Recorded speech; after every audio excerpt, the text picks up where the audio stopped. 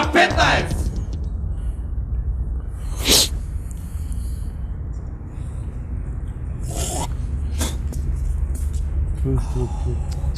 Се слизне некој бе тука да се пука.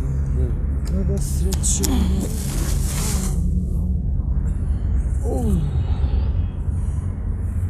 Абе, шо е бе? Шо е работа? Шо е бе, старо? Слушам, К15 ви го кинале у 95-та, нема да има, а? Бре. Пу, јазик. Да ви се серам, на младоста да ви се серам.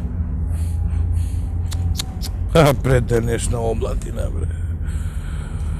Бре, денешна омладина, бре.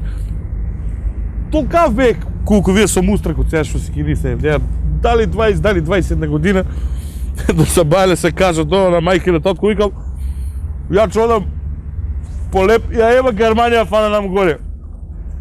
Але пати оде за Германија, напошти ја не учи више. Мижечка од тоа до Михе, че тргнем и... Деца! Ще ја набрам топка, чај, се сам да знаете. Ај там не играли, ще играј. И отидо првиот пат кога бил в Германија, се заеба со многу малку пари, отидо да му има мајката. И... не може да дама што да јајдеме, 3 недели така се малку сит пари ги изтроши. Викам, цацко, ти ја еба работаш, а еба. Враќи се у конопиш, тамбар, жито имаш, нешто работиш. Кога вака не до джамче, вака не вестерно на сам послуга, закачено на бело листе, нацртале авионче, на човеч вак малечко до него и непостојано около вака ахтунг. Кам што може ова да види? То потварам тоа джамче на друга страна на кавдаречка непостојано, се бара вика шофер авион да тера. Кам тацко емо мајк сега, судбина ти било тоа авион, нешто се работе. Да спечали се година. И отиде у тоа фирмата, а таа фирмата готова да пропадне више, готова. Викам, ќе ги извадам, ќе ги изведам на прев пат.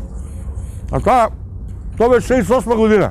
Многу битна година беше овие Дупчек го надира, а Индира Ганди ги изведе кинеиш на прав пат.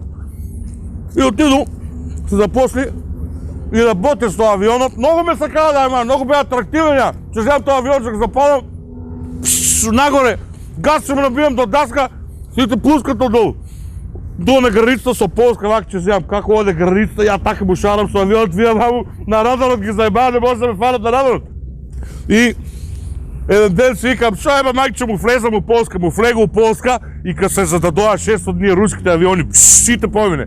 Ја газ до даска напред, пичи ги на чука у Германија, ръб кочи с места му закончи и ба, мајк, сите и си мраве многу.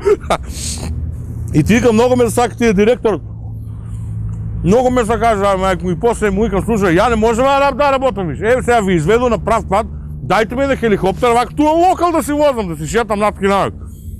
И ми даде директорот, ја до Собелина иде, рано, и ме буде, ме сгодиска вака, ја гудише ја многу и ме разбуди, вика, де вика, ако сакаш, цацко дојди, чекат патниците, вика, авионот, вика, нече да запале, за рушеш, треба да ојде да го завлече на хеликоптерот. Го завлеку, и викам, тај, што знаете, прави тоа, ми се смачи со таа работа. И еден ден, шетам така, не цачка едно стол, гледаш, јадам на го. Шетам така, со хеликоптер ти гледам вака една пољана, големо тоа хамбургер, огромно пичкума. И едни деца вака со машинката, коса тоа трава, таа коса. Викам, чекам вие деца, која одам таму, наши деца, напечалба отидени, преку младинска задруга, трава таа коса. Викам, деца, тргнite се да ви поможам тоа, ги тргна вака настрана, сите го решили, тоа го заврт хеликоптер таа, кој е рекол на 2 пати, еднаш, уште една стрела трава и се го викат, мајстор, каде бе? Да ти се серам, младост, да ти се серам. Јазик, брат! K15!